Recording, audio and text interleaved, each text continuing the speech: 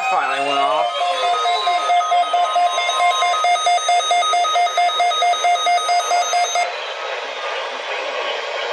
Yeah, that went off.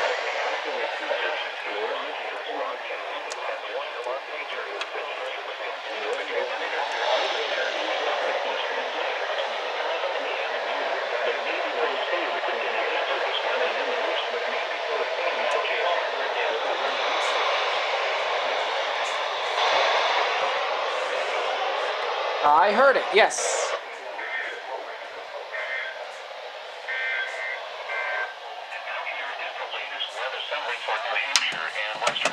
High pressure brings dry conditions today, with a moderating trend and temps today.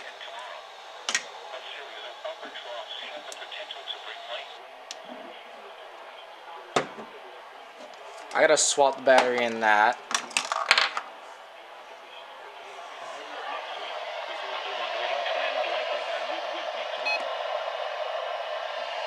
Alright, now for Burlington.